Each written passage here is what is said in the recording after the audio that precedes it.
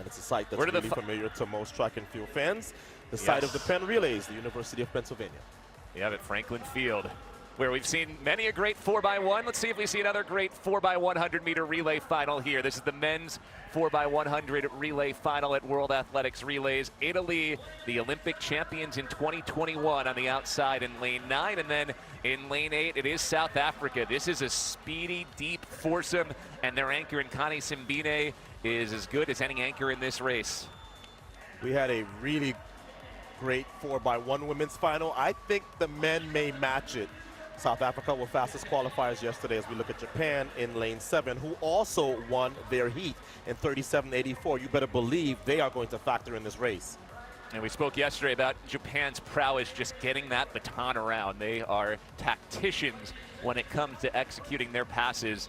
Great Britain will run out of lane number 6. Can they follow up what their women's team just did, winning gold in the women's 4x1? Ramel Glave is the leadoff for Great Britain.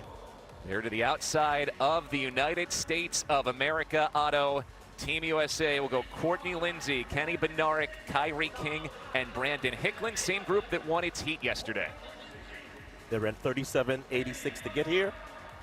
They will occupy lane 5, one lane to the inside of the Brits, who were also heat winners yesterday. There's Hicklin, who will anchor the Americans home.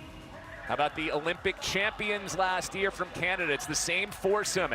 Aaron Brown, Jerome Blake, Brendan Rodney, and Andre de Grasse. They won gold in Paris. And the reason they won gold is because they don't make mistakes. They will rely on every other team to blink. Canada in 4 is unlikely to make a mistake in this final. Poland is in lane number 3. They'll be chasing those favorites to their right shoulders, Canada, the United States, and Great Britain. And then Germany will round out the field down in lane number 2. Kevin Kranz will lead him off. Lucas Ansa Pepra is the anchor.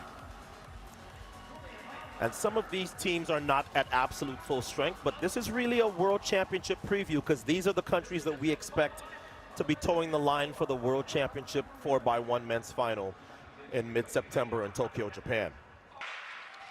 Courtney Lindsay leads off for the United States. The 26-year-old was part of the U.S. 4x1 team in Paris.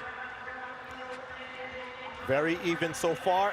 Here's the first handoff. Kenny Bednarek has the baton for the United States, and he is making up ground on Great Britain and Japan. The United States in a good position right here.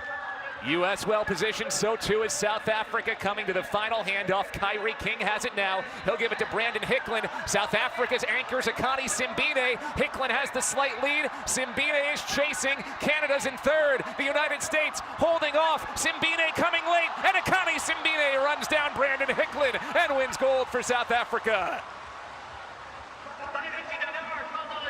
We knew a challenge was going to be coming for the United States because of how good South Africa has looked. And South Africa just had a better anchor leg. Simbine, who is a 9.7 performer at his best, was able to deal quite easily with